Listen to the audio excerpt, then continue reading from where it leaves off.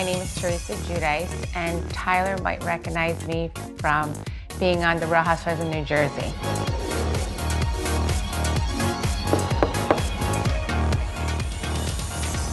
Hello. Oh, wonderful to meet you, Teresa. Nice to meet you, Tyler. Oh, thank you for having me. Thank you for coming to my house. Tyler might also know me from flipping a table. I mean, I am Italian. I am spicy and I do have a temper. At first I was a little nervous, I'm not gonna lie. Yeah, sit right there. Absolutely.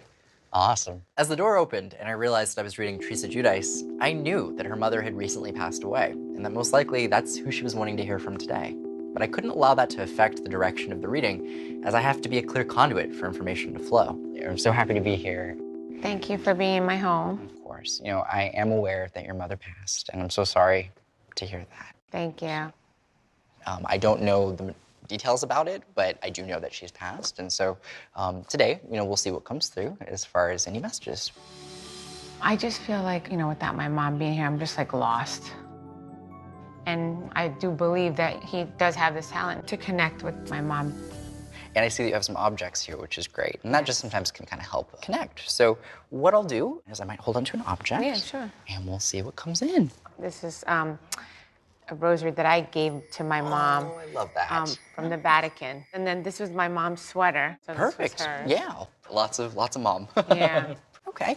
So I'm gonna just take a minute to kind of meditate. And we'll see what comes in. So, okay. All right. Knowing that Teresa's mom had passed away, I knew that this grief was fresh. But oftentimes, that's when a client needs a reading most. So that has to be something for her that makes her feel very vulnerable. And going into this, I could tell that it was going to be really intense emotionally and maybe difficult for her to receive the messages.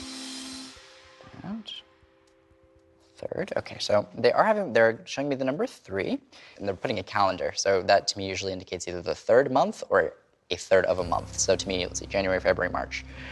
So are there any significant dates in March or on the 3rd of a month? Yeah, my mom passed away on March 3rd. That makes sense. Okay. Immediately, I feel like I am going to your mom's side of family, and they're immediately having me bring up a connection with your mother to her grandmother. This would be your great grandmother. Yeah, I do. But there's a feeling with this of like linking it very closely as a way of saying we're together, we're connected. The feeling that comes through with this is like she kind of would have been like mom.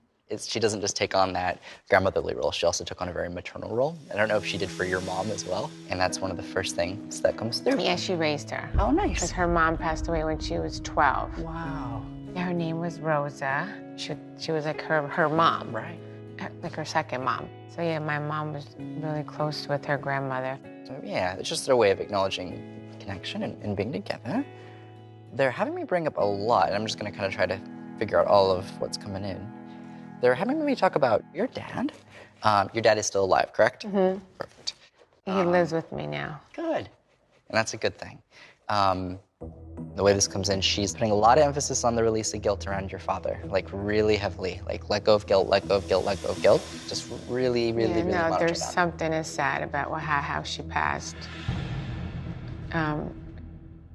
He does feel guilt because he never got to say goodbye to her. Because he was sick, he got pneumonia. And he went to the hospital, and then she got pneumonia the next day. So then they brought her to like a different hospital. So they never got to see each other. Gotcha. My dad got sick. I got a phone call, and they said, your father can't breathe. He's having trouble breathing. So the ambulance is gonna take him to the hospital. So I stayed with my mother. My brother went with my dad. Then the next day, my mom started not feeling well. But I think she knew she was gonna leave, and she didn't want my dad to see her. It was like one of the hardest, it was a very hard day. I didn't want him to know she was in the hospital. Sure. Because I didn't want him to get upset. Yeah.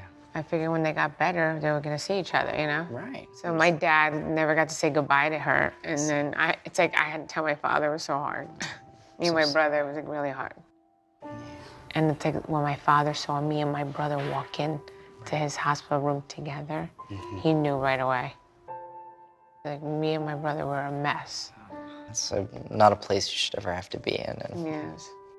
Yeah, and the way this comes in, she wants Dad to let go of any guilt, and that's one of the biggest messages in the way this comes in, is like, wants him to let go of guilt. So I hope that he is able to let that go.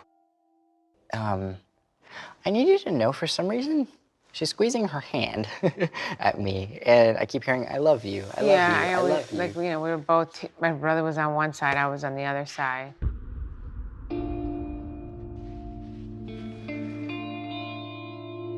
You know, my dad wanted to say goodbye to her. We didn't have a week, like, for everyone. It was just for immediate family, because my dad wanted to see her.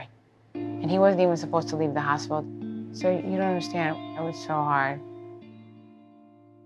She just wanted to make sure that your dad was taken care of after, and when she knew that, there's a feeling of like, okay, I'm gonna be all right, like I can go.